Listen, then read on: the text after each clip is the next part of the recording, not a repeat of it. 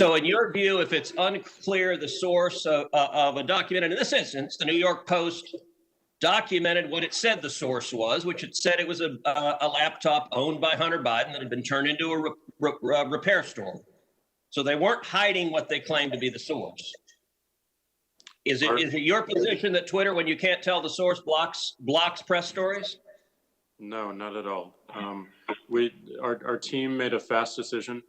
The enforcement action, however, of blocking URLs, both in tweets and in DM, in direct messages, we believe was incorrect. And we changed it. Today, right now, the New York Post is still blocked from tweeting 2 weeks later.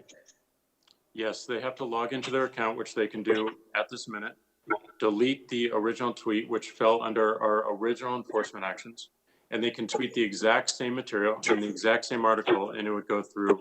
So, Mr. Dorsey, your ability is you have the power to force a media outlet. Let's be clear. The New York Post isn't just some random guy tweeting. The New York Post has the fourth highest circulation of any newspaper in America. The New York Post is over 200 years old. The New York Post was founded by Alexander Hamilton. And your position is that you can sit in Silicon Valley and demand of the media that you can tell them what stories they can publish, and you can tell the American people what reporting they can hear. Is that right? No, this was a, every person, every account, every organization that signs up to Twitter agrees to a terms of service. Terms of service is so published. Media outlets must genuflect and obey your dictates if they wish to be able to communicate with readers. Is that right?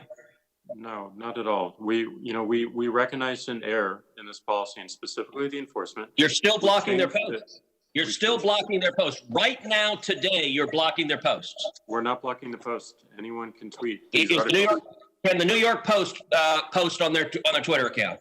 If they go into their account. No is your answer to that. No, unless they genuflect and agree with your dictates. Let me ask you something.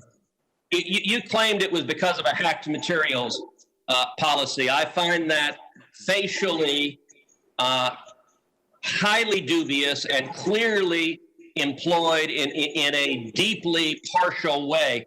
Did Twitter block the distribution of the New York Times' story a few weeks ago that purported to be based on copies of President Trump's tax returns? We didn't find that a violation of our terms of service and this policy in particular, because it was reporting about the material. It wasn't distributing the material. Okay, well, that's actually not true. They posted what they purported to be original source materials, and federal law, federal statute makes it a crime, a federal felony, to distribute someone's tax returns against their knowledge. So that material was based on something that was distributed in violation of federal law, and yet Twitter gleefully allowed people to circulate that. But when the article was critical of Joe Biden, Twitter engaged in rampant censorship and silencing.